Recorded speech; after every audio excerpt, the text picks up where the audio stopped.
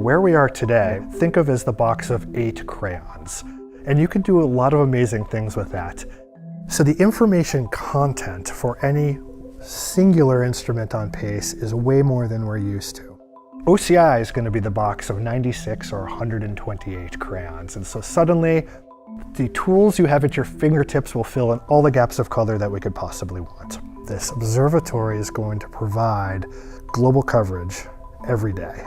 That is another scale of this total volume that is really, really increasing the amount of information we're going to have to work with. We know the atmosphere is changing. We know carbon dioxide levels have increased. We know that it has warmed our atmosphere. Circulation patterns are changing. Places are warmer than they used to be. The deeper dive we take into the relationships between land, ocean, and atmosphere, the more we realize we don't know and we need to learn. NASA is preparing to take that deeper dive with the Plankton Aerosol Cloud Ocean Ecosystem Mission, or PACE. The PACE mission and its suite of instruments will gather new data on these interconnected Earth systems. The exchange of carbon between the oceans, land, and atmosphere. The impacts of atmospheric particles on marine communities of phytoplankton.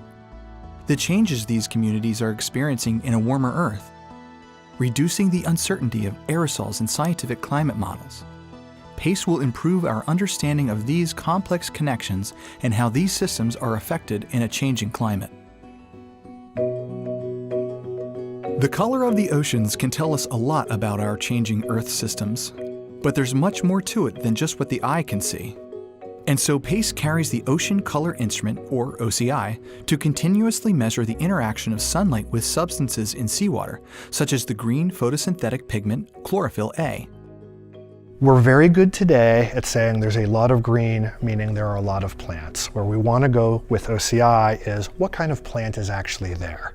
And so by looking at more color, you can actually start getting the subtleties of this green versus this slightly different shade of green, and then relate that to the composition of what you're looking at. To measure very subtle differences in shades of any color, OCI needs to measure light at much finer wavelength resolutions than any other NASA sensor. From the sea to sky, PACE's other 2 instruments are multi-angle polarimeters, one hyperspectral and the other hyperangular. Together, they'll take on aerosols, tiny airborne particles, and clouds, both of which change how sunlight interacts with the atmosphere.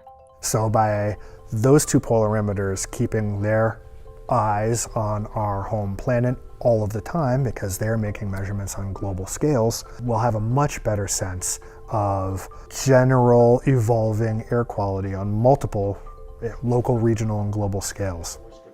With very few exceptions, we not only make these data available in rapid, semi-near real time, but we develop tools that are open source that allow anybody who wishes of accessing these data and coming to their own conclusions. The data from PACE will help scientists reveal complex relationships that connect the atmosphere, ocean, and land in ways that help explain changes we see in our own lives, and in ways that impact generations to come.